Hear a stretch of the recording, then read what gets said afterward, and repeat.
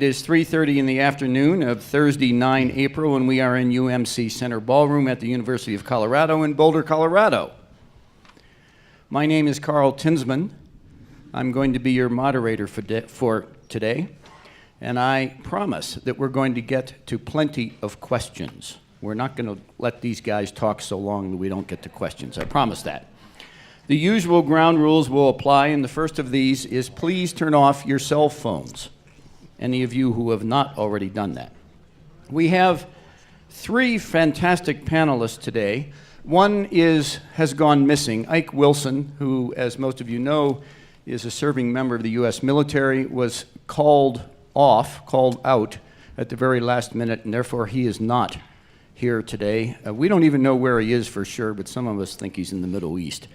And so we have the remaining three panelists, who I will introduce in a minute.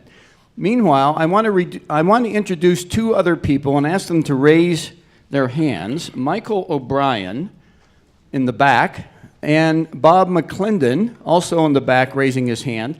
These are our two producers for the panel, the people who work behind the scenes on logistics, crowd control, and troubleshooting to make sure that these panels happen.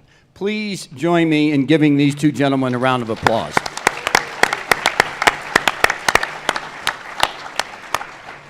Thank you. Each of our panelists today is going to speak for 8 to 10 minutes, followed by a brief opportunity to comment on each other's remarks, and then we will proceed directly to questions. With their agreement, I shall ensure adherence to the time limits by making use of yellow cards and red cards.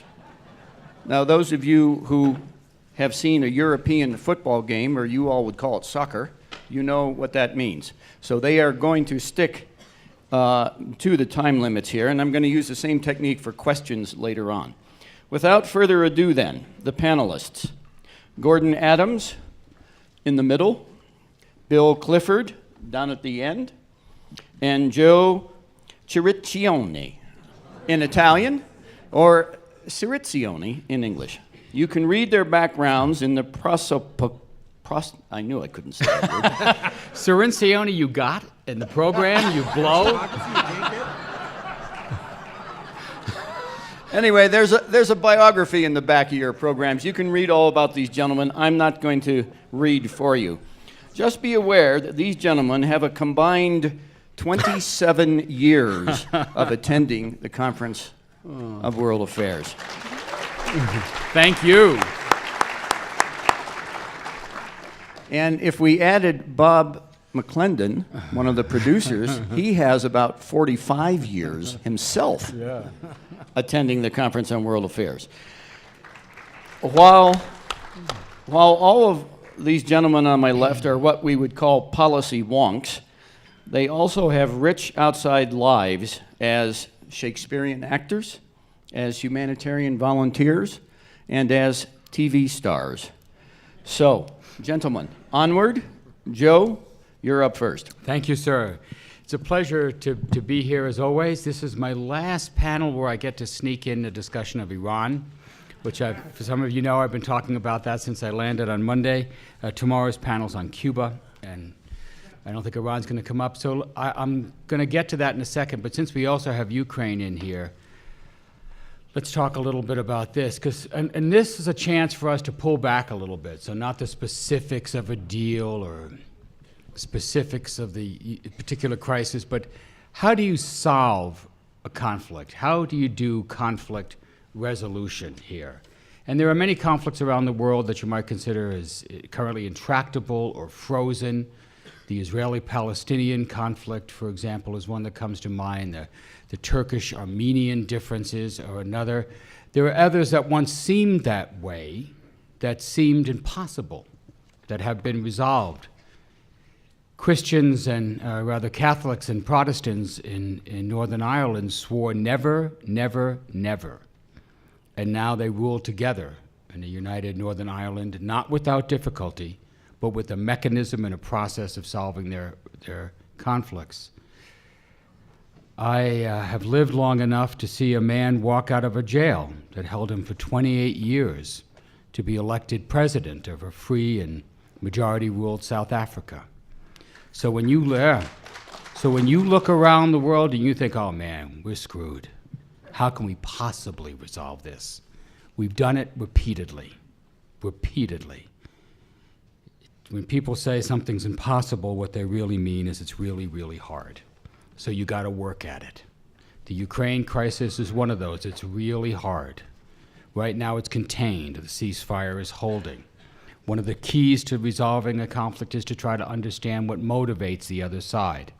Somebody asked me to address this up here. I am an honor to serve on the International Security Advisory Board for the Secretary of State, and we did a study of U.S.-Russian relations that we released earlier this year. It was, of course, dominated by the Ukraine crisis. And I do not speak for the Advisory Board or the Secretary of State or the U.S. government, and they're always very happy when I say that.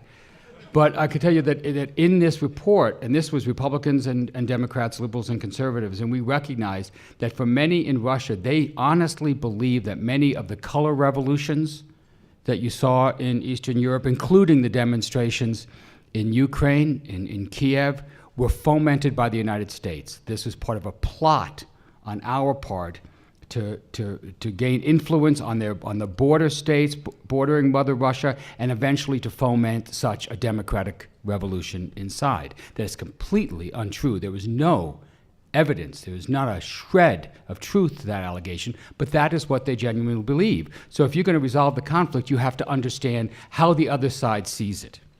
And in this report, we go into great detail, and we had the benefit, of course, of the intelligence analysts in the U.S. government to understand how the other side sees it, so then we can cope with it. One of the things that gives me hope is that we are on the verge of resolving a conflict with Iran. Not the whole schmear, not everything. We are never going to be BFFs with Iran. This deal that we just struck, best friends forever. We are never going to be that with Iran. There's too many things that Iran does that we disagree with. This deal that was just struck last Thursday is not going to resolve all our issues, but it very well may resolve the most dangerous one, preventing Iran from getting a nuclear bomb. And the way this is being done is by engagement, and that is the key. Some of you may have heard me say this. If there's one video that you watch this week that doesn't involve kittens or babies, go to the New York Times website and go look at Tom Friedman's interview with the President of the United States. And go watch how he talks about this. Because what you're seeing in Iran is the application of a theory that he enunciated back in June of 2007 in the presidential debates, when he said that he would go anywhere to talk to resolve a conflict, that he would talk with their adversaries, that he would engage with their adversaries. He was ridiculed for that. It started the meme that the far right still uses about Obama, that he's weak, he's naive, he's dangerous, he doesn't care about American security, he might not even be American. And that meme continues. But his engagement strategy is showing results. And what you're seeing right now is this application of this, you might call it the Obama doctrine, on Iran, where we have engaged them. We now sort of take this for granted, but in the beginning of September 2013, before John Kerry, our Secretary of State, met Javad Zarif, the foreign minister of Iran, in the UN and shook hands, a U.S. Secretary of State had never talked to a foreign minister of the Islamic Republic. Our conflict had been frozen since 1979, since they sieged our hostages, held them for 440 days, and we broke off diplomatic relations. So this was the beginning of a thaw. And now we talk to them every day on multiple levels. Ernie Moniz, the Secretary of Energy, when he joined the talks to talk with the Iranian Minister of Energy, brought baby gifts to the Minister of Energy, because he just had a new grandson. Now, this isn't going to solve our conflict, but it is a kind of engagement that becomes very tactile, where you know people, You talk to them. You see how they are seeing the problem. You learn more about this situation. You gain intelligence, and in so doing, you start to have more confidence in your analysis of the problem. And so this deal that stunned most national security experts, revealed last Thursday, in its breadth and its depth and its detail, that did the three things that we wanted to do: block off Iran's pathway to a bomb, set up an inspection system so we can catch them if they cheat, and keep in place the global coalition that had made possible the sanctions that had pressured Iran to the table. So if they cheat, we could snap those sanctions back. We accomplished all those goals in this framework agreement, not yet finalized. And it's a result of this engagement strategy, finding a resolution. Now, this is going up against the alternative view. You might call it the Bush Doctrine. And this was launched back in 2001 when we successfully and quickly toppled the regime in Afghanistan to go after the people who attacked us on September 11th. And that led to a hubris, an overconfidence, that this is the way we can resolve our conflicts. We will smash our enemies. Hulk smash. And when we invaded Iraq in 2003, and it looked to be so quick and easy and complete, that just aided our confidence in this method of conflict resolution. We overthrow regimes. When Dick Cheney said at the time, Iran came to us with an offer to discuss the nuclear program. They only had a couple of dozen centrifuges at the time. They now have 20,000. They agreed to discuss their differences with Israel, their support for Hamas and Hezbollah, their relations with Saudi Arabia, etc. We didn't have anything to do with it. We didn't want to talk. Dick Cheney said, we don't negotiate with evil, we defeat it. When John Bolton was asked what lesson Iran and North Korea should draw from the invasion of Iraq, he said, take a number. So you now see these two schools of thought about how you resolve conflicts going up against each other.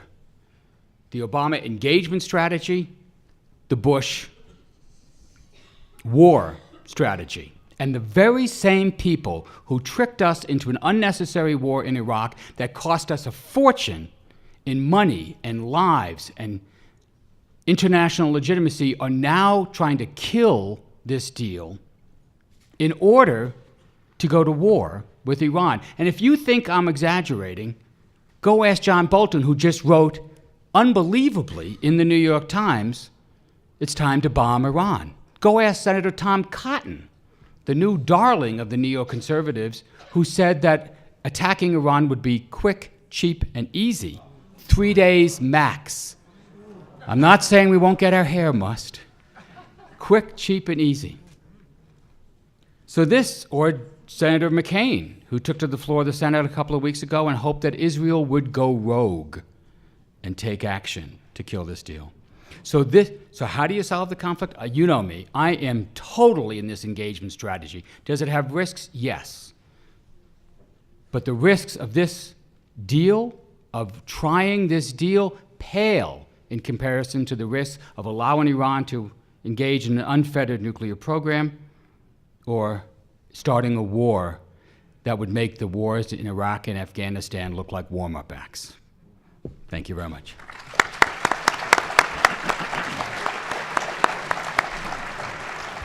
Thank you. Thank you very much, Joe. On to Gordon Adams next. Thank you very much. I'm tempted to say what he said, because although you won't believe that we didn't coordinate everything in advance, I largely, almost entirely agree with what Joe just told you. But it's like that usual thing on a panel, everything's been said, but not everybody has said it yet. So I'm going to say the same thing, but kind of differently. Wait till you get to me. The ditto head down here to my left is going to... No, I thought this was going to be a very frustrating Council on World Affairs panel, because where's the violent disagreement here? This is violent agreement. I wanted to start, though, by reading a poem, because I think part of the challenge that we have, and Joe touched on at the end of what he said, is getting out of the school of thought that we're stuck in. This is a poem that actually doesn't apparently deal with war or Iran or the Ukraine at all. It's called America by Tony Hoagland, but those of you who know me as I can't resist a good poem. It's called America by Tony Hoagland. Then one of the students with blue hair and a tongue stud says that America is for him a maximum security prison whose walls are made of Radio Shacks and Burger Kings and MTV episodes where you can't tell the show from the commercials.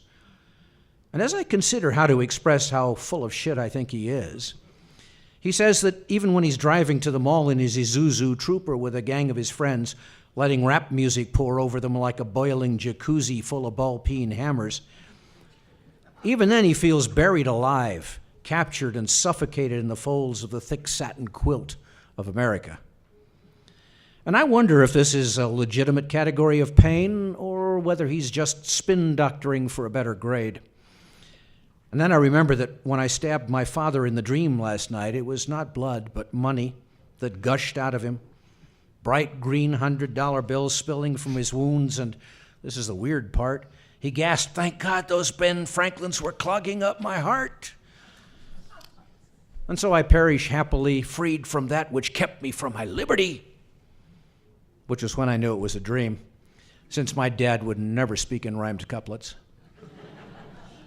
And I look at the student with his acne and cell phone and phony ghetto clothes, and I think, I'm asleep in America too. And I don't know how to wake myself either. And then I remember what Marx said at the end of his life. I was listening to the cries of the past when I should have been listening to the cries of the future. But how could he have imagined 100 channels of 24-hour cable, you can tell it's an old poem, or what kind of nightmare it might be when each day you watch rivers of bright merchandise run past you and you are floating in your pleasure boat upon this river, even while others are drowning underneath you, and you see their faces twisting in the surface of the waters, and yet it seems to be your own hand which turns the volume higher. That's about getting out of the dream, and I think one of the real significant accomplishments in the Iran agreement, and so far in the way Ukraine has been handled, is escaping from the dream. I've been collecting quotes from the conferences I've been going through the week that strike me in terms of getting out of the dream, and these are some of the quotes. We have to be involved. Superpowers, the rights and responsibilities and dangers and risks pursuant thereunto of being a superpower. Our role is sustaining and upholding the international environment, and they don't mean the environment. We can't step back from the responsibility we have. We must keep the conflicts there or they will be here. And best of all, we don't like bullies. Really? Quick, cheap, And yeah, quick, cheap, and easy. American power, and this is a quote from David Bromwich, who looked at the way we interact in the world, and he describes it this way: American power, with its long reach, its credulous belief in its own good intentions, its quenchless thirst for control, its devotion to expertise and system, and its heavy consequent burden of incompetence. Good way of describing the history of American foreign policy in some respects. But the reality that we have to escape from is the reality that all of those quotes tell us something about the way we need to engage the world today, because we're clearly in a situation, as I said before this week, in which the international system is rebalancing. And we can either resist that rebalance, which is inevitable anyway, or we can adjust and, yes, to pick up the word because it was in my notes too, engage. Right? It is about engagement. The principles of the previous administration in terms of implementing a security policy which, by the way, had consistent goals with those of the Obama administration, proliferation and terrorism, were the principal issues that were at the front of the Bush national security strategy, were unilateral, to disengage, and to use force. Those were the implementation principles in terms of trying to reach those goals. Well, now the system has rebalanced a lot. As we see in Russia and Ukraine, the Russians have emerged and played their own game quite cleverly and successfully by an incredibly successful guy at playing a weak hand. China is busy, as I learned from the Times this morning, making fake islands in the South China Sea, but also creating regional banks that we don't belong to. Cyber power is everywhere, not just in the U.S., and of course in cyber offensive operations we're one of the worst offenders. India is developing its own navy. The Saudis are bombing Yemen, and 10 years of war and training in Iraq came up empty, and terrorism is still on the march. So how did that work out for you?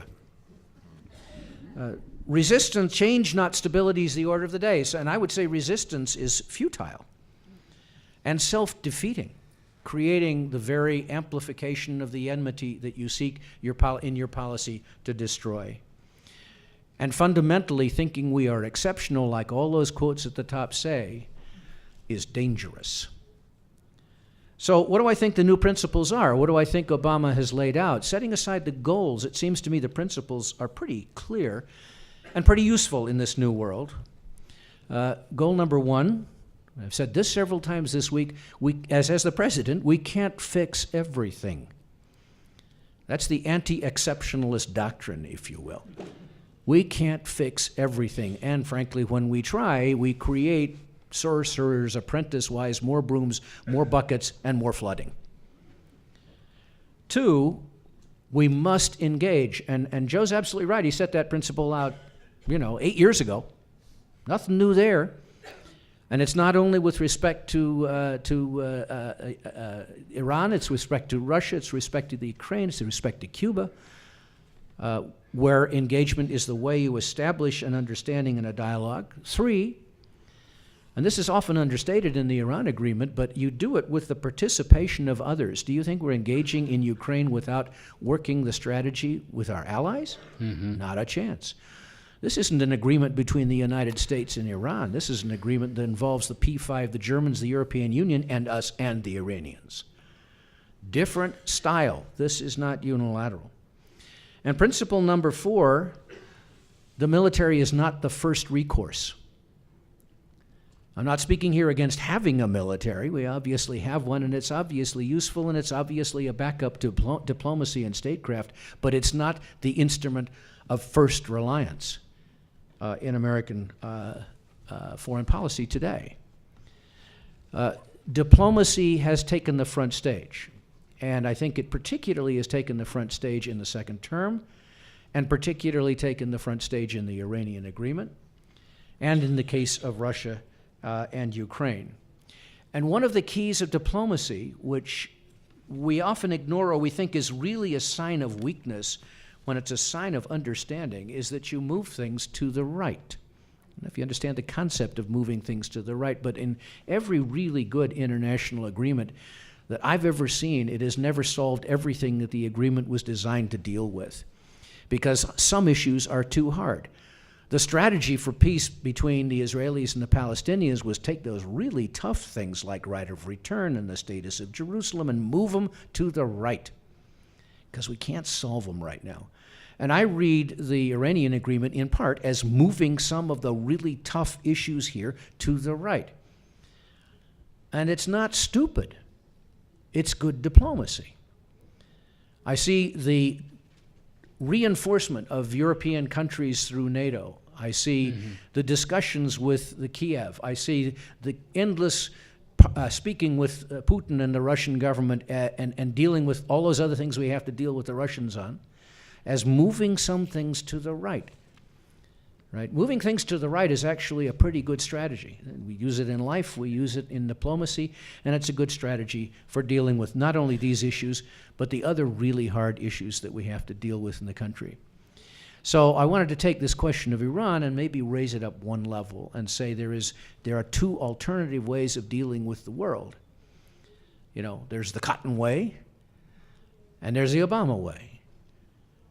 And right now, moving some things to the right and getting a deal and using diplomacy with the support of all of your military strength, we have the world's only global military, and everybody, including the Iranians, know it, is the way to keep one thing in reserve and move forward with your diplomacy. The great Chinese strategist Sun Tzu, 2,500 years ago, said that general succeeds most who succeeds by using the stratagem of the sheathed sword.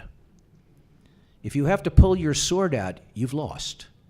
If you can accomplish your aims without pulling your sword out, you've won. Thank you.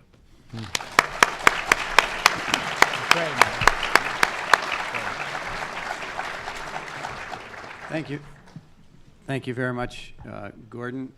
Before we turn to Bill, for those of you standing in the back, there are some seats up here in the second row and the first row, so you can, and seats throughout. So if you want to come forward, you can get a seat.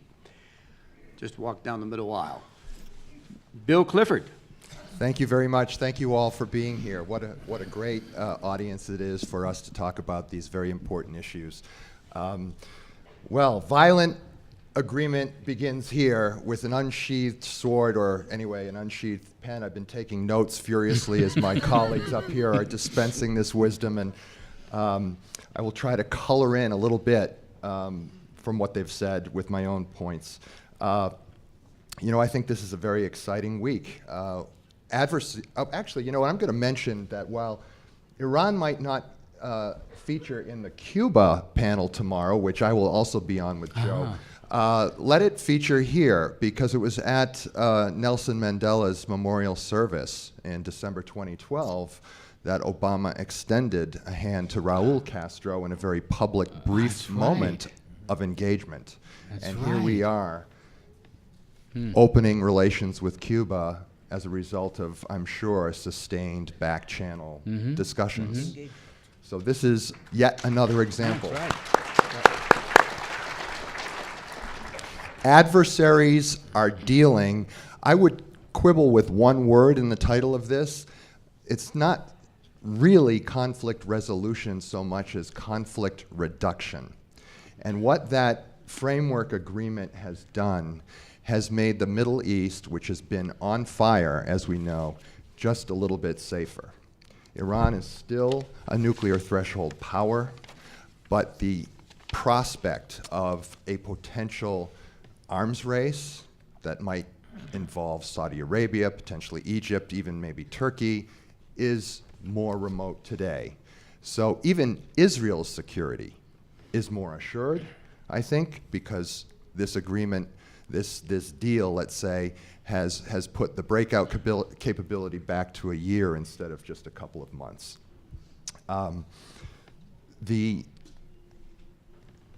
process began in mid-2000s, really, almost at the same time, coincidentally, that our relations with Russia were trending downward. Obama still attempted the reset there, but as we've been steadily negotiating with Iran, and we don't have formal diplomatic relations, as you know, we're doing this quietly, Russia's falling apart. There are some similarities here. The leadership of both these countries really dislike us.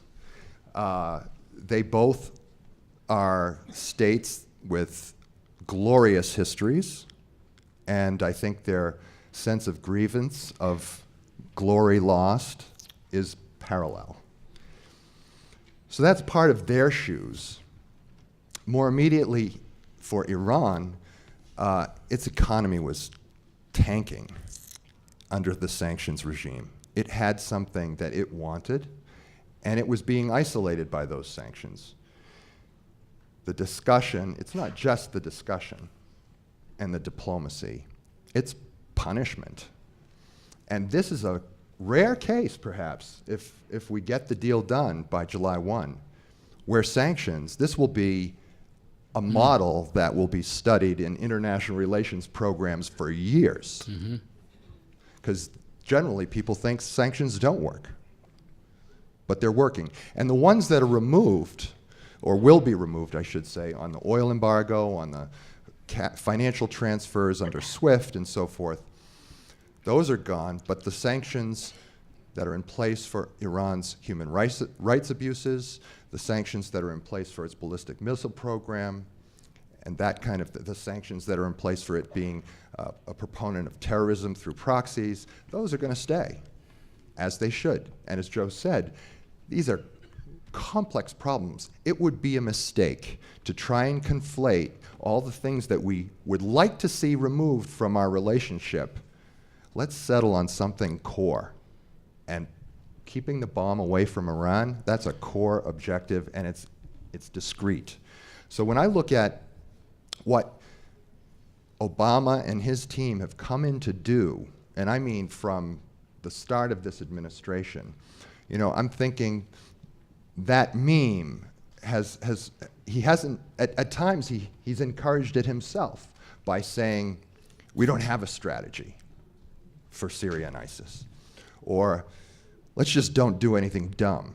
I think that was also in an interview with Tom Friedman. Right? But what you doing? What are you doing? Well, what he's doing, to me, is being cautious and pragmatic.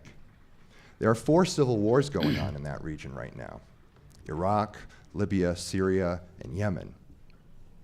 And that just makes me think, we have people advocating the alternative to this deal as military action. We want more fire? That's just nuts. We're standing at a remove.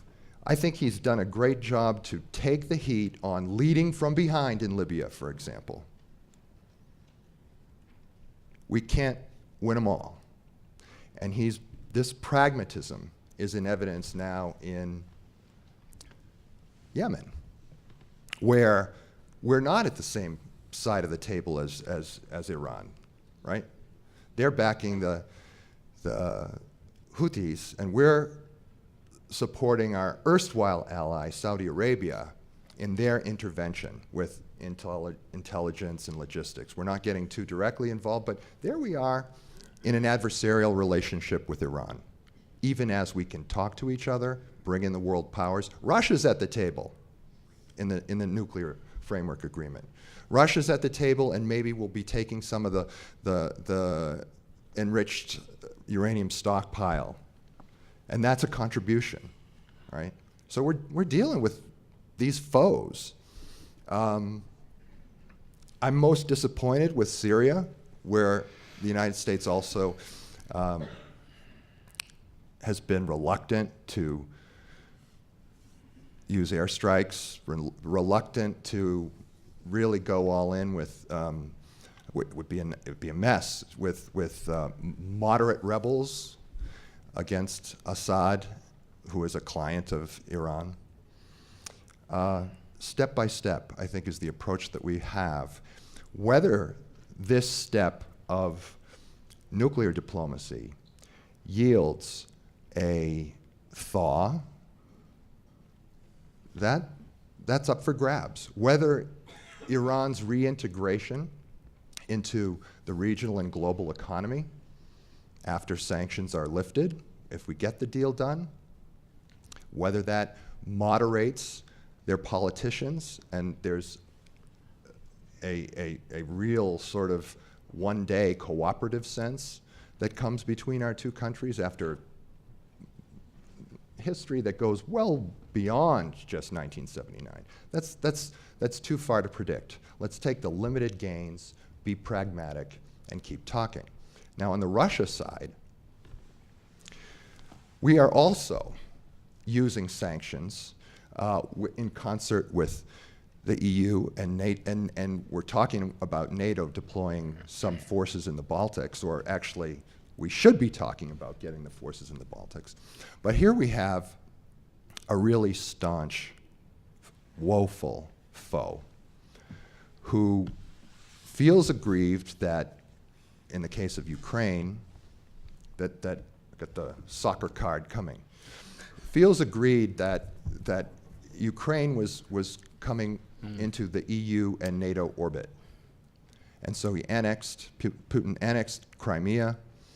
He's destabilized eastern provinces, and the rebels are now pushing further into Ukraine to keep essentially Ukraine at best a vassal state. The sanctions have really only begun for about a year to bite, but biting they are because accompanying them is the decline in oil prices, the falling ruble. Putin can take it for a while, but he is not delivering the goods to his people. He doesn't care. What he cares about is, he cares more than we do about Ukraine. That's the issue. He cares more than we do. His prestige is on the line, and if his citizens suffer through their horrible economy, so be it.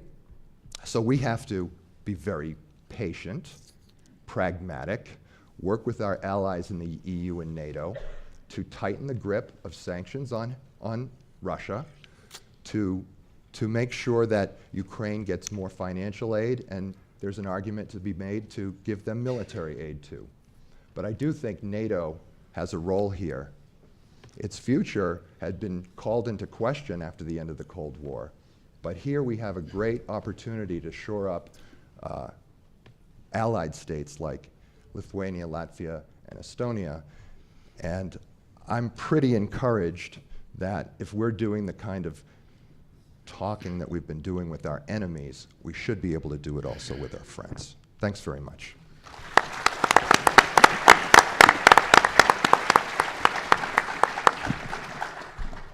Thank you very much. Thank you very much, Bill.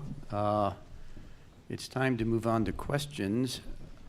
No, it's time to move on to comments from the panelists about each other's presentations. As you can see, it's a bit of a love fest up here. Where is Robert Kaufman when I need him? When we need him. Really? Really? So let's do a quick round of comments on each other's presentations, and then we'll go on to questions. Joe, you want to go first? Well, I was very struck by Gordon's presentation, and it made me think of something that President Rouhani of Iran told us. So I've been fortunate enough to meet Rouhani once in 2005 in Tehran when he was then the nuclear negotiator, and then twice as president, the first time in September 2013 when he came to the United Nations. And we were at a small dinner of about 25 Americans and Mr. Rouhani. And he was confronted with a lot of tough questions. And one of them was by an American who said, why are we just talking about the nuclear issue? You know, let's talk about all the issues that divide us, all the conflicts that need to be resolved, your relationship with Israel, Hamas, Hezbollah, your human rights record. Let's go big for big, as the saying goes. And this was a theory about how you would resolve the conflict. And there were people, and this gentleman was one of them, who was critical of just focusing on the nuclear. Let's do them all. And so that's one view of how you resolve the conflict. And Rouhani said something I'll never forget. He said the history of U.S.-Iran relations is very complicated. The table cannot bear the weight of all these issues at once. I love how these people talk. So we have to take one step and build confidence that we can take the next two, and so on and so on. And both sides have agreed to start with the nuclear. And what we didn't realize at that time, and we learned later, but this is before the foreign ministers had met, before the handshake, was that there had been secret negotiations going on between senior American officials and senior Iranian officials that had in fact worked this out and had agreed that this is the way we could proceed. And one of the reasons I'm talking so much about Iran is not just because I think this deal can resolve one of the great nuclear threats we have, not just because I think in so doing you can open up space for the rest of the nuclear policy, because if Mr. Rouhani is right, and if the U.S. and Iran are looking at this the same way, this can be the beginning of a major new relationship with Iran that can begin to ease the decades of animosity.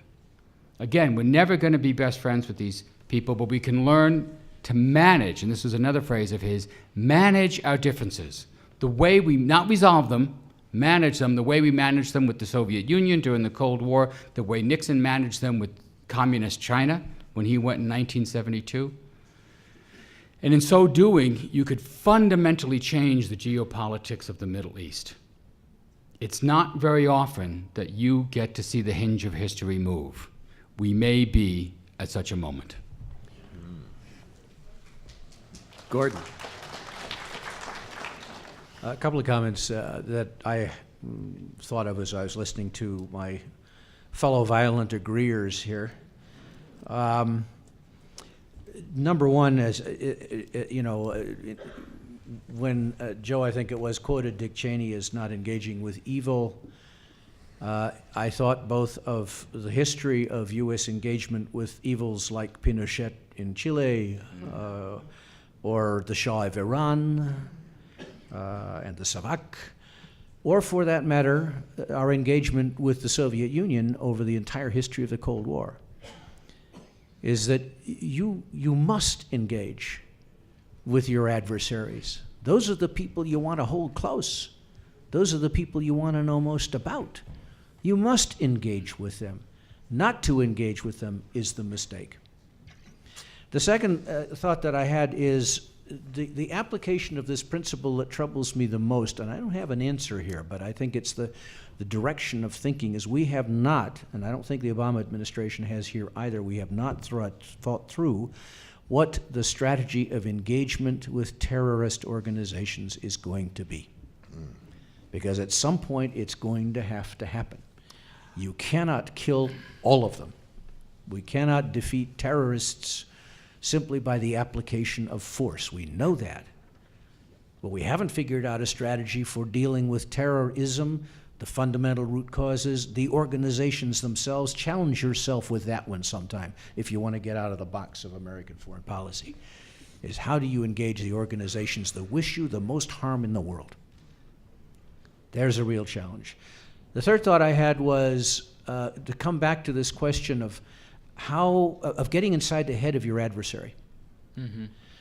Really important. And here, maybe we'll have a slight bit of friction on the panel, which is always a good thing. I mean, I work in the theater. Plays that don't have any conflict in them are really dull. Right? So I'll introduce some conflict here. It's probably not really conflict because I'm pretty sure Joe agrees with me. But when you get inside the head of the Russians, and I said something about this on the Russia panel yesterday, and you look at the U.S. policy of supporting the emergence of democracy and civil society support in countries on the Russian periphery, we wouldn't see that as a plot. We see that as a good thing. It's a form of American engagement. From a Russian perspective, what are the civil society promotion organizations doing in his country? What are they doing in the Ukraine? What is governance support to the government in Kiev? I'm not advocating here not doing it. I'm advocating the same kind of pragmatism and caution that Bill's talking about in our ideological thrust to become the victors in the Cold War and suddenly push the boundaries of our alliance system to the edge of the Russian periphery and engage right inside Russia and the surrounding countries with organizations that are seen from the Russian perspective as potentially hostile to them. There's a risk in that. I think we undercalculated the risk and the consequences. Thank you, Gordon. Bill. Well, my first comment is going to be about my own presentation, because All right.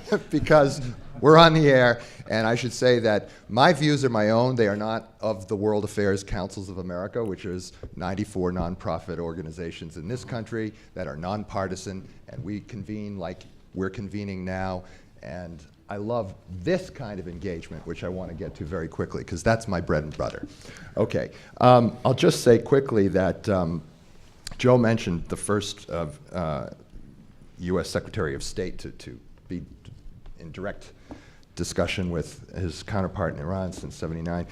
It was also, with this deal, the first time an Obama speech was carried Oh, yeah. in Iran. Amazing. Which is amazing. Live. And I think the cries you could listen to in the future were of Iranian women and men who are just wanting what people everywhere want. Those are the cries that we want to promote, and the cries that we don't might be on the other side of the hinge. So I'm going to just gently push back on my friend at the end of the table to say, we may be there, but let's not hope for too much. It might be good that these other issues, if we can talk big for big, that's good, because we'll get intelligence and perceptions will even out that way. But the other side of that hinge is what happens with Saudi? What happens with other Sunni powers that feel that Iran's regional strength could turn aggressive. I mean, they already are in 4 capitals. So the hinge has risks. Thank you. Yeah, that's right. Okay, I'm gonna One finger on break this. my own rules and ask This Joe, is give just- Joe 1 minute Well, to this is respond to exactly Bill. the problem. And and this is the problem that Nixon confronted when he went to China and that Reagan confronted when he started making deals with Gorbachev, is that you have to be very concerned about the other nations who think they may lose by this new relationship you're forging. So when Nixon was going to China, Henry Kissinger was spending a lot of time talking to the Soviets to reassure them that we were not ganging up on them, to exactly what you say. And when Reagan's talking to Gorbachev, Secretary Schultz and Baker were talking a lot to our NATO allies to reassure them that this was not going to be at their expense. And that's why you see the State Department and the President himself spending so much time talking to Israel and to the Gulf states, who see this as a potential loss for them. So in the speech that Obama had on Thursday announcing the agreement, he also announced he was bringing the leaders of the Gulf states to Camp David for exactly this reason. So there's going to have to be security assurances, and that might mean arms sales and other means to make sure that the balance is not upset and you're not intentionally provoking a conflict as you're trying to resolve one. Okay, ladies and gentlemen, we're going to move on to questions. The usual ground rules will apply. Most importantly, students go to the head of the line. We are not going to tolerate short speeches which you disguise as questions.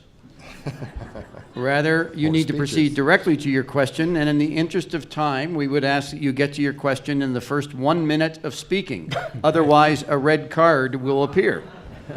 And if at all possible, address your question to a specific panelist.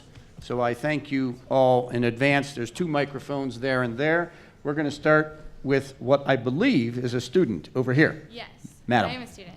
Oh, here we go. Hello, my name is Welcome. Lena Moreland. Welcome. And in this environment of fierce agreement, I would like to play the devil's advocate.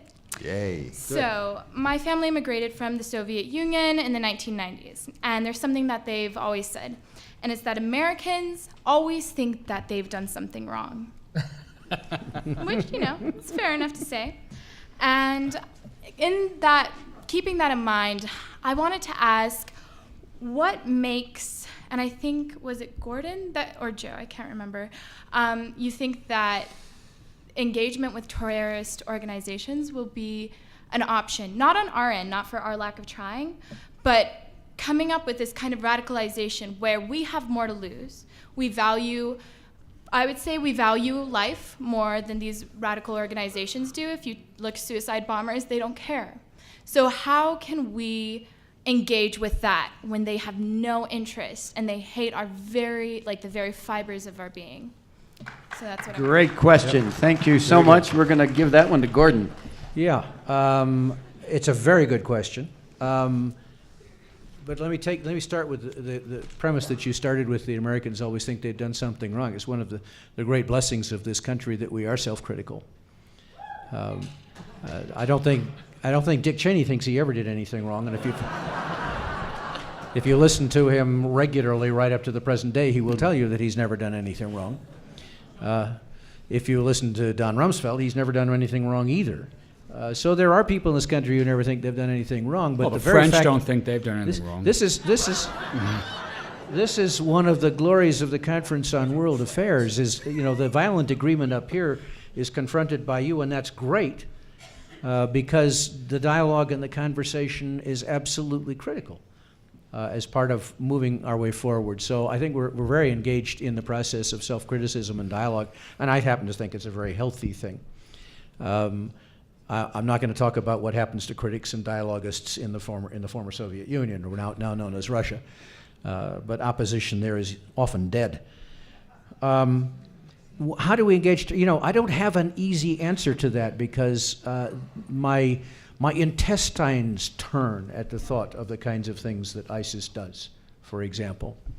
My intestines turned when I thought of the kinds of things that the Shah of Iran did through the Zivak to his own people as well. That nasty, virulent, negative, hostile, unprincipled, vicious behavior exists in the world, right? And very often, the confrontation with that is by force. The problem with confronting purely by force at this point, and we are obviously doing that, not only in the Middle East, but with the special operations forces in more than 100 countries around the world right now, all under the guise of the global conflict with terrorist organizations, we're engaging militarily almost everywhere you can look. The problem with that strategy is it's not working. Now, Einstein defined insanity as doing the same thing over and over again and expecting a different outcome. Right? We continue to think that the application of the force here, on the terrorist issue in particular, is the way to resolve it. And what it has proven to be is a way to metastasize it. That's obviously not working for you. But engagements can be of all kinds here, not only, off the record, small conversations. After all, in Afghanistan, the United States military and diplomats engaged surreptitiously and frequently with the Taliban in direct conversations, right? The Taliban, an organization dedicated to the overthrow of the government and the regime that the United States was supporting. So it's not stupid to think about engaging with people who are truly vicious and horrible. But the engagement has to be embedded in some kind of a strategy with your friends, your allies, the countries you support, the governments that you want to strengthen, the security assistance support you're going to give. All of that is a strategy for dealing with terrorist organizations. And there's the quack, quack, If it quack. quacks, it's a cell The phone. quack says, I'm done. I have a response as well, and it may be not what you're thinking. I hail from Boston, and as you may know, charges were just set for Tsarnaev, one of the bombers, at the Boston Marathon a couple of years ago, and the engagement here with the terrorist is to have tried him in civil court as opposed to military, where that would have set a precedent. I think that would be very poor for us in the world to handle things quietly and punish without this kind of due process. We upheld our values. We're going to punish this guy, and that's a good thing. And we're doing it in a way that we can discuss it in our free society.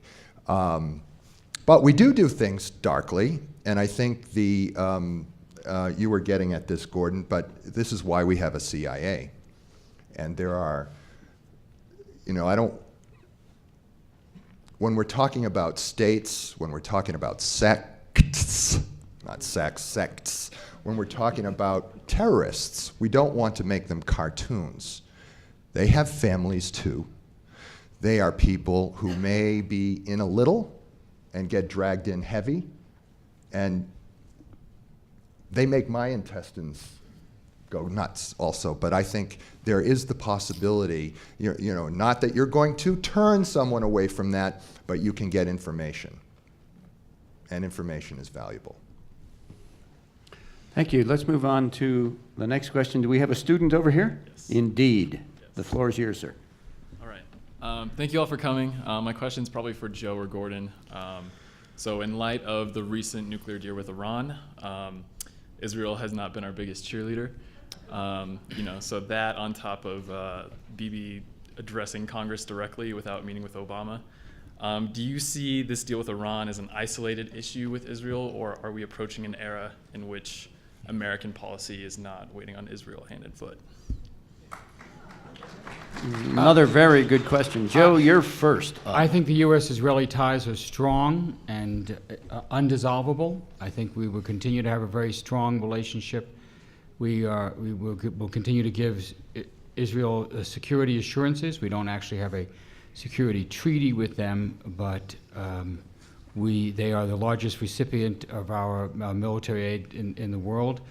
I think those ties, I believe, are forever. I really do. But that does not mean we are always in perfect agreement with the particular government of Israel. Mr. Netanyahu has a very strong view on this, and I think to his detriment, has chosen to make it a partisan issue by aligning with the party that is not the party of the president. And as a result of that, I think he's starting to lose influence. And also he's taking positions that are directly counter to the U.S. views of how we can resolve the Palestinian conflict. And I think the president himself has said there's going to be a recalculation of U.S. policy on the Israeli-Palestinian issue. There are also differences in Israel. Mr. Netanyahu, as anyone who's been to Israel knows, there are many views in Israel, and just in the last couple of days, 2 former heads of Mossad have come out with editorials in favor of the deal with Iran, critical of Mr. Netanyahu's approach, and warning that if he continues this approach, it's to the detriment of Israel's national security. I would only add that, I violently agree with Joe and what he said on this, but it's important to note that there are not only in Israel is it a political organization with different points of view and different organizations and different preferences with respect to how this agreement itself might be implemented, different points of view, and indeed about the relationship with the United States. I mean, if there's any country that is even more self-critical than the United States of America, it's possibly Israel, where debate seems to be erected to an art form. But also within the American Jewish community, there's significant divisions. Yeah. I mean, the J Street organization has taken a very different position with respect to this agreement from AIPAC. And that's fine, because disagreement should exist in the United States of America. So the risk, I've always felt it difficult to talk about the U.S.-Israeli relationship because it's caricatured as something that's immutable, fixed, and a single pillar, when both societies have very different and divided points of view about how that relationship should evolve. That said, I think fundamentally U.S. policy probably since 1948 with respect to Israel has been very solidly based, and I think it continues to be. I'd hate to see the Israel go rogue thought spread in the Senate or the House. Yeah. Yes. And we have to watch our elected representatives on this because they hold an important power to get this deal done.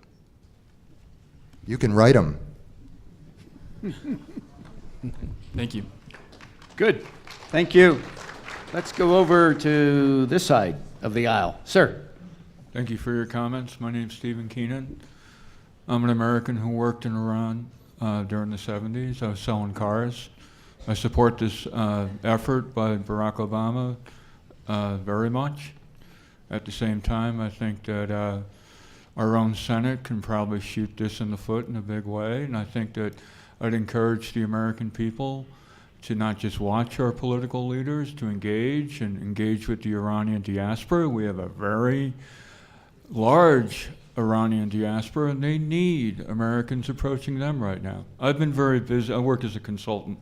I've been extremely busy with Ukraine for the last year, and I encourage this population of Boulderites here. Google, use Her Majesty Google, and approach the Ukrainian people. Could we get to the questions? I have a question for you. Simply by Googling Facebook users Ukraine, you'll find new friends, and you're going to be amazed at the warmth of these people.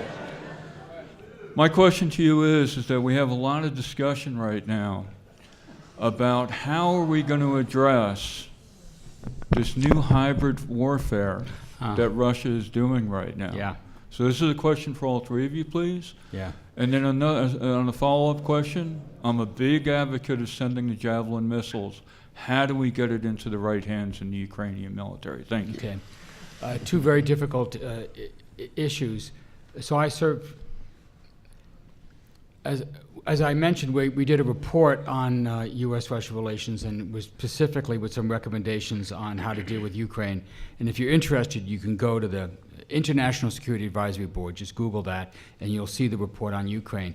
And we recommended a number of things, and some of them were engagement, and let's keep the channels open, keep talking, particularly military to military engagement.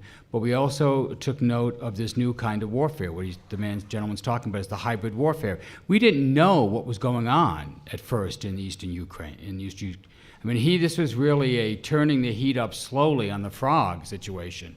I mean, what they talk about is little green men. It's very clear these were Russian military in uniform, but no insignia.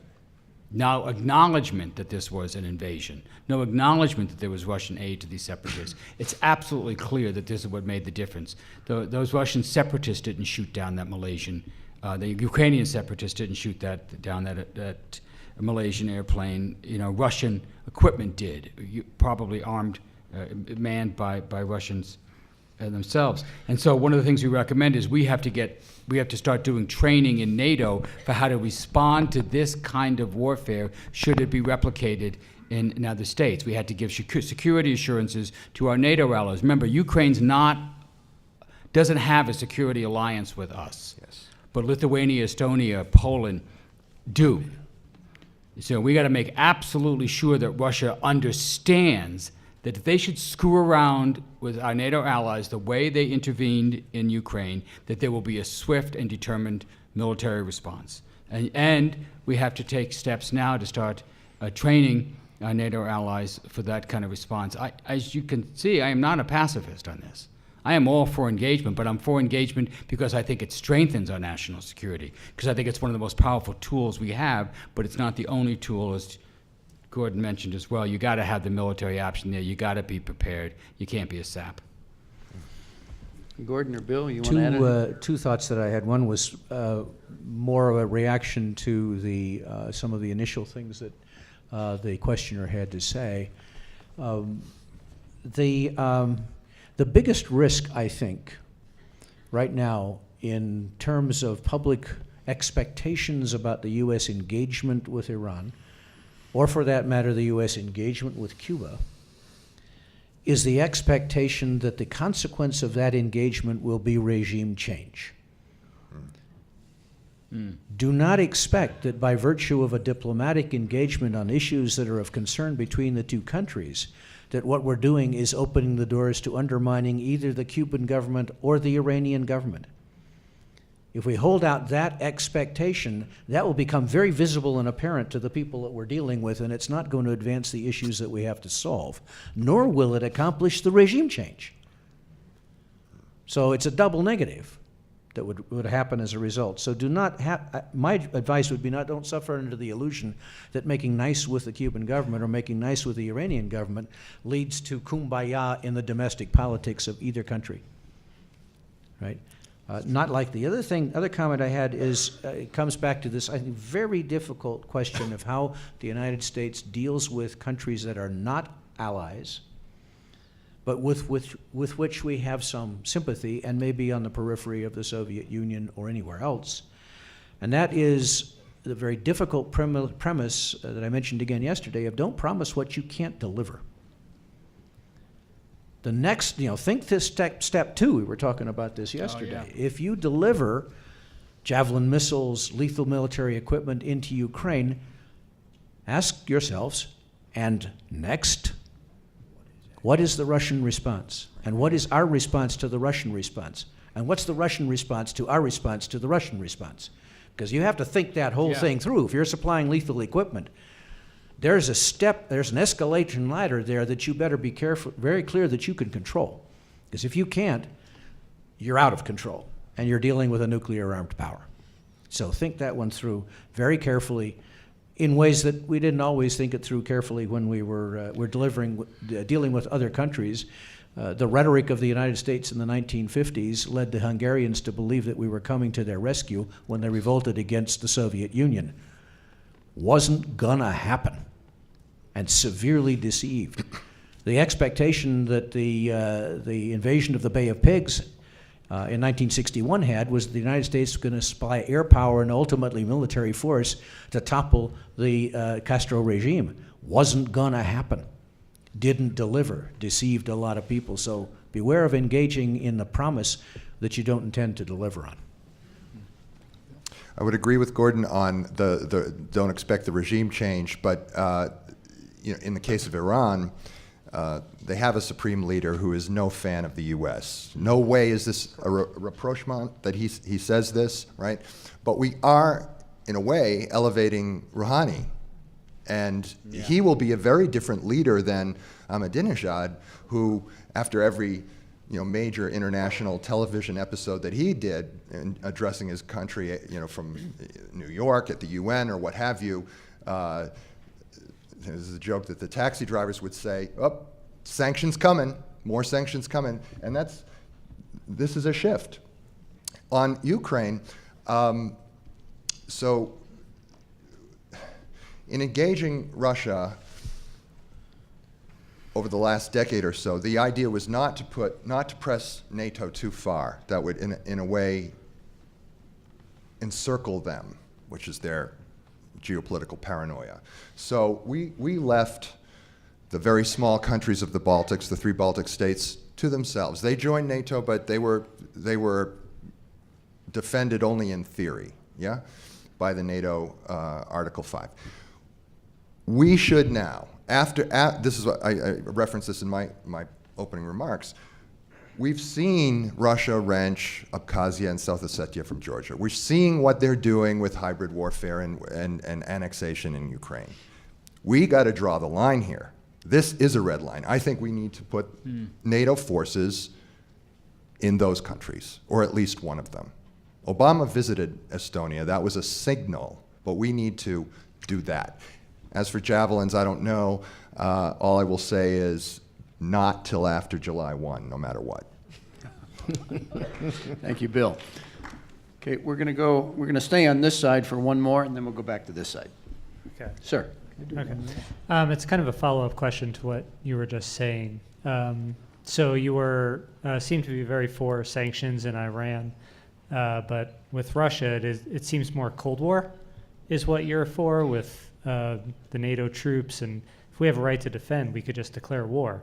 But instead of just Cold War reignited. So I guess why do you not feel sanctions would work for Russia as opposed to the way you seem for it with Iran? There are over the last year, sanctions have been ratcheted up. So I'm totally in favor of that. I'm saying their yield, their effectiveness has not been seen yet. I mean, they're biting, but he can tolerate it. Putin can tolerate it, and he can diss his people all he wants, and that's happening. But I think we need both. Without declaring, we're not at war. He's the one who's waging an undeclared war. Gordon? I'm actually going to go back to something Bill said, because I think, to me, it's a language issue that is potentially very risky. Either one of you may think that I'm absolutely wrong in what I'm about to say, and I'm prepared to accept the disagreement. We are not elevating Rouhani. Rouhani is elevating Rouhani. We do not determine the internal politics of Iran. It's very dangerous to think that we determine their internal politics. Rouhani knows how much he might gain and how much he could stand to lose by signing up to this agreement. Excellent point. I appreciate the clarification. Joe? No. Okay. Just quickly on Ukraine, sanctions never work by themselves. So you can't sanction a country into submission. It hasn't happened. But they are a tool. So in this case, the sanctions had the desired effect of bringing Iran to the table. Would they have come anyway? I personally don't think so. But then the question is, well, then now you've used that tool, now what? Now you negotiate. So that's what you do. Same with the sanctions on Ukraine.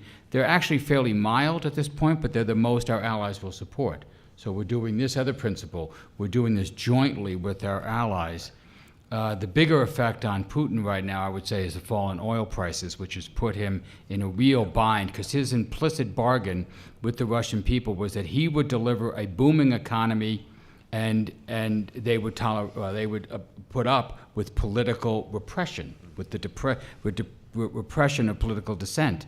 Well, that economy is not booming anymore, and so he's that clock. I believe the clock is ticking on Putin. I don't care if he's the richest man in the world. I don't care if he controls this elite. With the economy of Russia the way it is, it cannot. I don't believe he can survive for several more years in this situation, and that's the pressure that the sanctions, the international isolation have on him. Okay, this gentleman over here has been very patient, but we have a student over there, so we go to the student. We will get to you, sir. I'm so sorry. Go ahead. All right, thank you all for coming and speaking your minds and expertise on the subjects. I have my question for Bill Clifford. You said earlier with the Ukrainian sanctions that we should increase them. You also said that Putin's interest in Ukraine is prestige primarily, and that the effects of the sanctions are not actually affecting him personally, nor does he care if he injures his people. So how can U.S. foreign policy support and justify a policy that affects and hinders civilians, not politicians? Well, I think primarily it's prestige is a factor for him, but what I think what is behind his motivation is he did not want to see a territory that Russia claims for itself in its mind accrue to the EU and NATO. That's what his grievance is, his immediate one.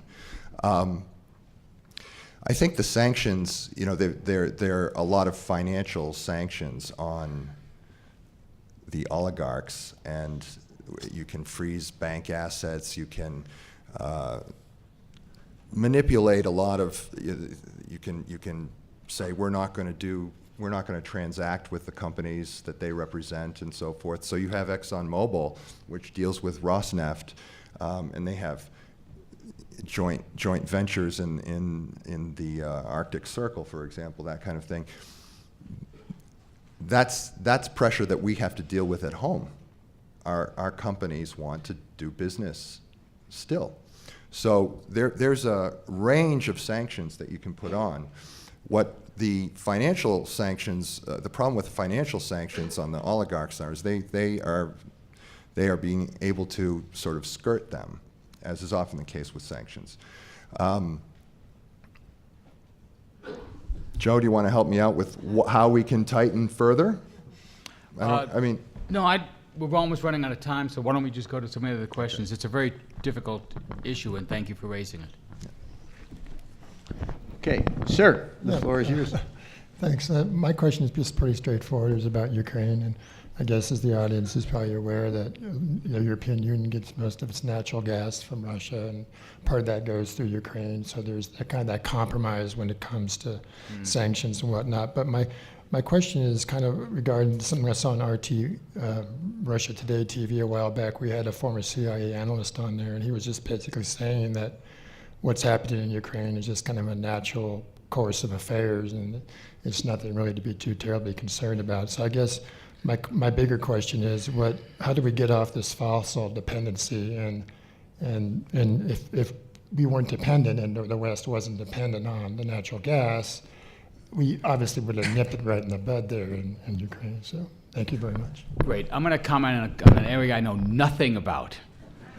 And one of the greatest things that I've been encouraged about in the last year is to see the boom in solar and wind power that is occurring around the world, that is particularly occurring in the United States. Just today, I signed a contract to put solar panels on my house. Because I firmly believe that this is one of the fundamental national security issues that we have to address, and I'm very encouraged that the kind of government policies that we've had, frankly, under the Bush administration and to the Obama administration, have encouraged this shift to renewable energy sources. And my own complaint is that such things don't exist in the form of tax subsidies in the state of Maine. I get a cut and I get a discount in Maryland. I know no? you do. Oh, okay. Thank you, gentlemen. We're going to go to the next question over here, please. So it's understandable that in Boulder, your area of disagreement might come more from the left than from the right. Yeah. My question relates to international law as it relates to diplomacy. You've been laudatory of the Obama administration's efforts at diplomacy, but many, perhaps in this room, might be more critical of its efforts to restore norms of international law, in particular with relation to drone strikes, the failure to close Guantanamo Bay, and its prosecution of the war on terror. What do you think is the role of the restoration of international law, particularly with relationship to diplomacy towards terrorist organizations? Very good question. We've only got 5 minutes left, so that's let's a keep topic for next year. Boy, that's a great keep topic the for now. responses brief. Joe. one of my friends is Admiral Dennis Blair, who was former director of national intelligence. And I was struck a couple of years ago when I was at a conference, and he came out forcefully, right after he stepped down from the DNI post, against drone strikes in Pakistan. He said we have to end the drone strikes. It is not fixing the problem. It's making it worse. I think there's a lot of evidence of that. I understand the appeal of the drone strikes. Anyone who's watched Homeland gets a sense of that. You really can take out a very specific target. But the damage that it's caused for us in Pakistan, in Yemen, in many of the places we used it, I don't think is worth the benefits that these have given us. So I'm favor of dramatically reducing the amount of drone strikes.